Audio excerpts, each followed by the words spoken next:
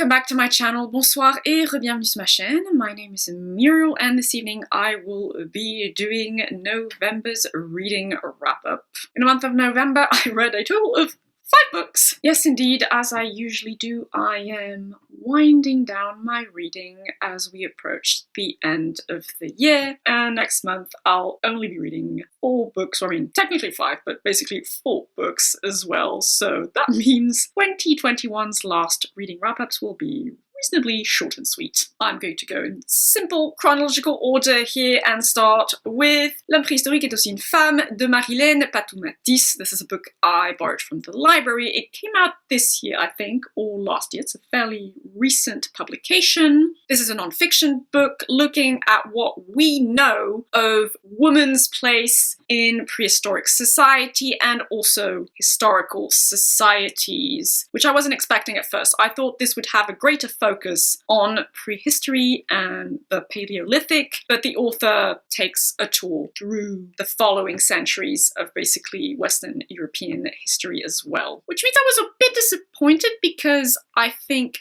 this book would have benefited from a stronger focus on the title subject. However, that chapter about what we know regarding women's place in prehistoric societies was very interesting. I enjoyed the author's tone throughout the book, which was fairly neutral, very academic. I mean, the author is a feminist, as far as I understand it, but she isn't really ideologically driven in tone in the book, which I appreciated. It felt researched and scientific in outlook, and there's a good bibliography at the end of it. There's also a very interesting chapter simply explaining the history of the field of prehistoric studies and anthropology and paleoanthropology and archaeology, explaining how that field, as many other fields of the softer sciences, have suffered from a biased point of view of, broadly speaking, the straight man.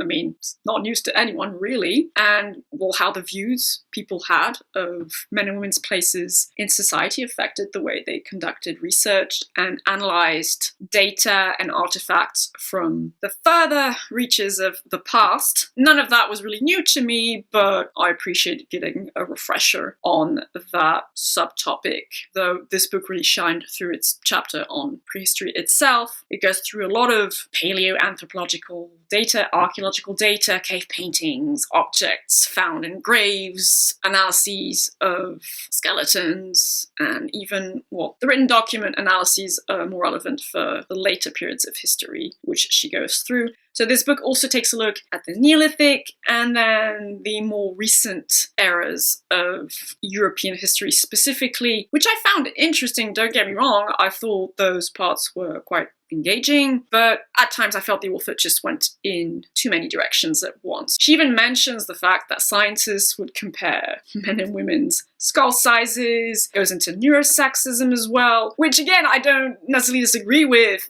but to me that was less directly relevant to the title subject, which is what had drawn me to this book. It's a good introduction, I guess, to the subject, but I wanted more specifically about the Paleolithic prehistory. Though again, there isn't that much data about it overall. The overarching conclusion of the author is that different scenarios may have been possible. In point of fact, different scenarios probably coexisted with one another. Prehistoric peoples probably organized themselves differently according to different environmental contexts, availability of food, and things like that. And I also like the fact that the author shows that history is not a linear progression. And women have had a better lot in society at different times and in different periods of history. It hasn't simply been one steady march towards progress and equality. It's bit more complex and nuanced than that. So a good read, a solid 7 out of 10, but I will be checking another book on this subject specifically next year as well, and hopefully I'll be a bit more satisfied with it. Alongside that non-fiction book, I read Under the Skin by Michel Faber. I did a full-length video review for this if you want to check it out, so I'm not going to go into too much depth here. Suffice it to say, this was a book recommended to me by a special friend,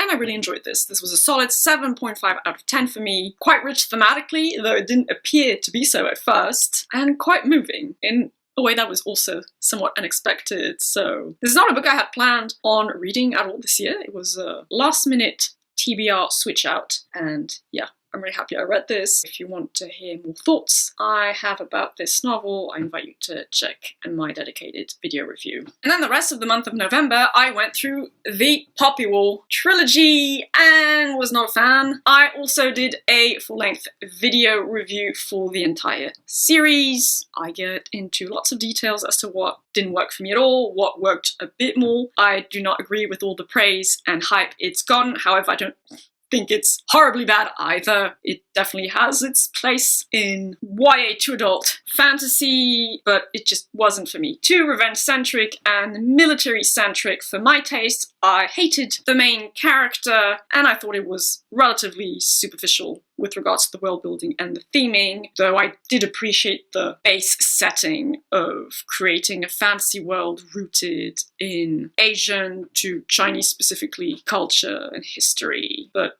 I was disappointed at the end of the day, and I probably won't be keeping this trilogy for any real length of time in my library. Besides the reading, I also finished season 1 of Apple TV Plus's adaptation of Foundation. I did a video review for that first season if you want to check that out.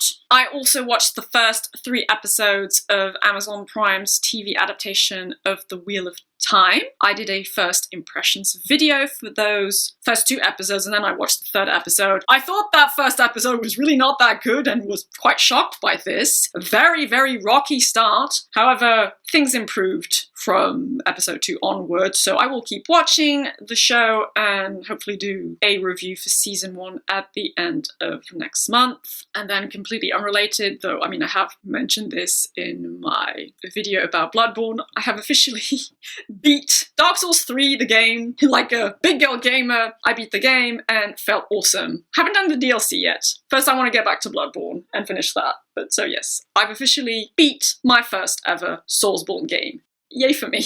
In the month of December, like I said, I won't be reading that much either, and all the books I'll be reading, except 2, will be rereads. I will be rereading Putney. I will be rereading a book I read very long time ago in secondary school, L'Enchanteur de Barjavel, and I will be rereading Henry and June by Anais Nin. And I will be doing my end of year videos, basically. A monthly reading wrap-up for December, obviously, but then my yearly reading wrap-up and a tier list ranking all the fiction books I read in the second half of the year, because I did one for the first half of the year. But in the meantime, I hope you all have a lovely day, evening, or whichever time of day you prefer. Do take good care of yourselves, and I shall see you all relatively soon-ish in another video. Bye-bye!